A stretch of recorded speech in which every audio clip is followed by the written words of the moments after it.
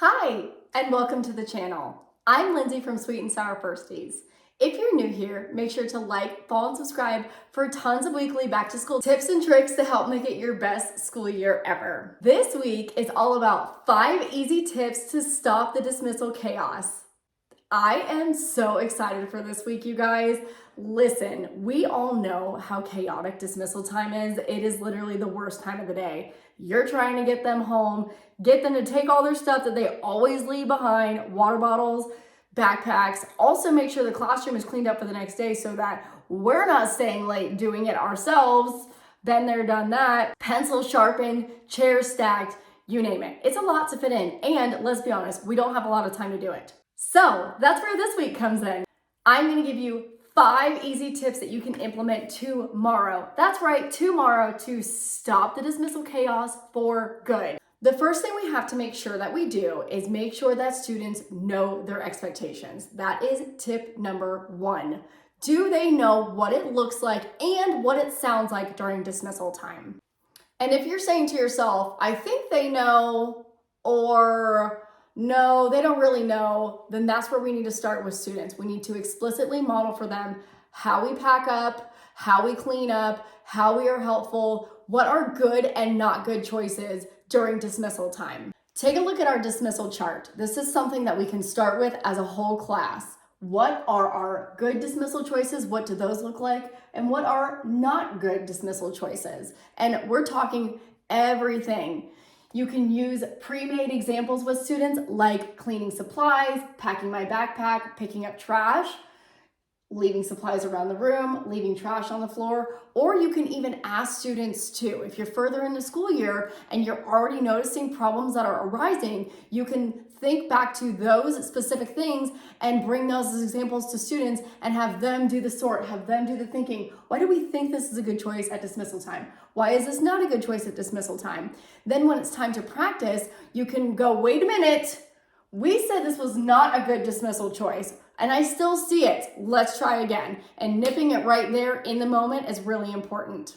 Then after you think students have a better handle on what it means to make good choices during dismissal time, you can have them practice, have them do a sort with choices, have them color helpers who are making good choices. We want them involved. We need their buy-in. This is their classroom and they need to know how to make good choices during dismissal time. Now let's say you've practiced your dismissal choices. You feel like students have a really good handle on it, but you still have students who are struggling. Well, let's give them a little extra support. What does it look like when we pack up? I don't know about you, but I hate having students leave water bottles and jackets and lunch boxes, and I'm sure their parents don't like it either. So we can help give those students more support with visuals and their own checklist too, so they know exactly how to pack up and what it looks like when they're packing up all of their things. Going through those explicit steps, you can have them color this, laminate it, keep it on their desks, and have them know exactly what they need to do. They can even check it off as they go to make sure they're getting all those steps in. Really, the more simple, solid routines you have in place, the better it's gonna go for all of the students and of course, accomplishing all those things that we need to during dismissal time.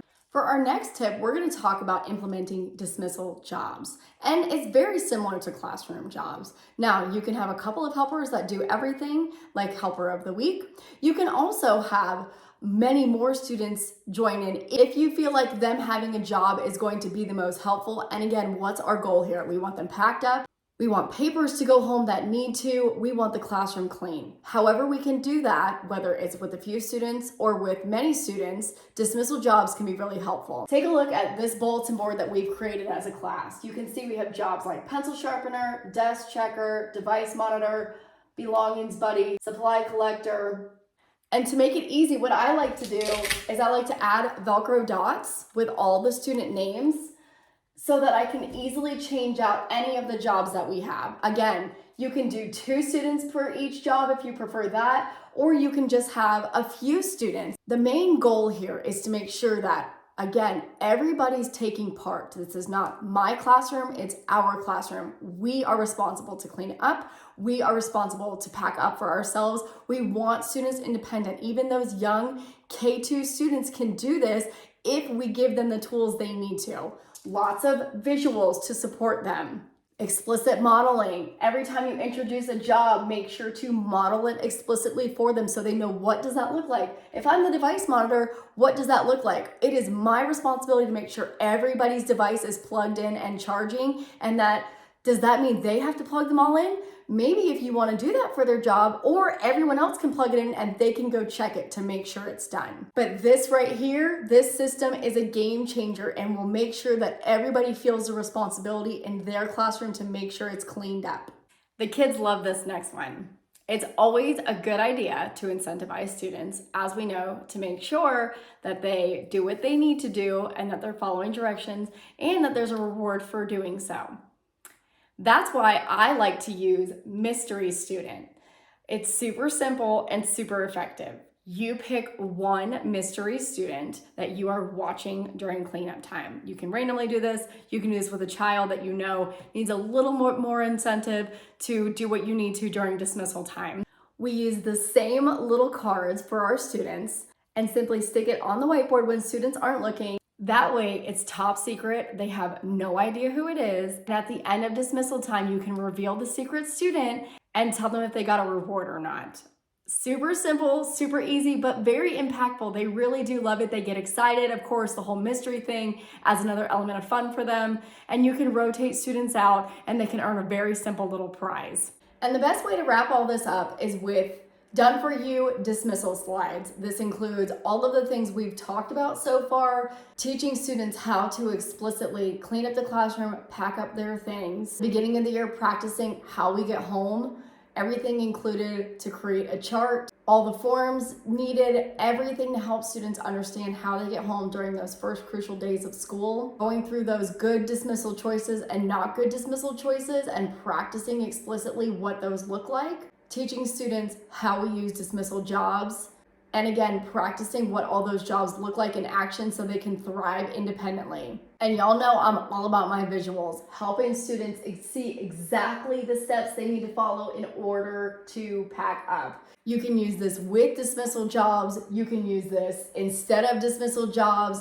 This is one of my favorite things to do. We also add a timer to here. We practice how we're done when the timer is done, and it shows them all the steps they need to follow and what they need to do at the end. What I love too is you can also link in read alouds or whatever video at the end of the day that you want to put on. So all you have to do is click it when you're ready. So I love the afternoon routine slides. That is super helpful for students. And then of course, it's so important to practice whatever you're doing. Dismissal jobs, afternoon routine, everything that you want students to thrive at, you've got to practice. And more importantly, go back and give feedback. How do you think we did as a class during our afternoon routine, doing our dismissal jobs, cleaning up our classroom, packing up our backpacks, in order to help those students thrive to the best ability we can and to make them as independent as possible? Practicing feedback, this is all part of it. This is exactly how you get your classroom to run itself and you stop that dismissal chaos. There are so many great ways to have students calm down after they've cleaned up and packed up. You can play games with them. You can sing songs with them. You can do closing circle with them. Like I said, there's lots of fun ways. There's lots of great videos. I personally love to put on a read aloud so that I can do what I need to do during that time. And then when we go to the door, we all sing a little goodbye song together. Again, these are all super simple ways to calm our bodies, because that's another important piece of this, is at the very end, after we brought up all the energy and the chaos of the cleaning and all of those things, it's important to bring that energy back down again with a quiet game, with a song, or a closing circle, and then of course, read alouds, ASMR videos. These are all great ways to bring that energy down. And the best part of all is I have done all the hard work for you.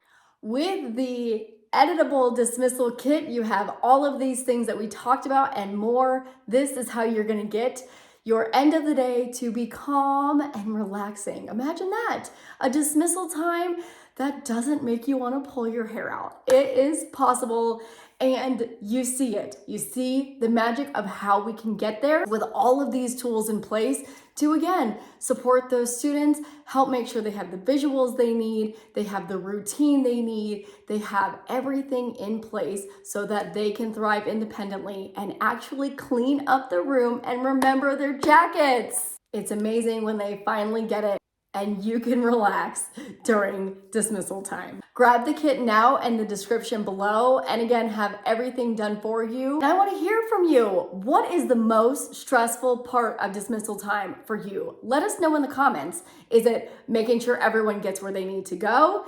Is it making sure the classroom is actually cleaned up and ready for the next school day? Is it making sure they pack up all of their belongings? There are so many things that can be stressful during dismissal time. So I want to hear from you. Let us know in the comments. I also have a freebie for you. I'm all about those classroom helpers. You can grab that in the description below as well. And I appreciate you so much for being here. Thank you so much for watching this week's video. I really hope you enjoyed learning these easy tips to implement to get rid of the dismissal chaos for good. That's right, no more dismissal chaos. And again, don't forget to like, follow, and subscribe for tons more weekly back to school tips and tricks. I've got you covered to make it your best school year ever. Thank you so much for watching, and I'll see you next week.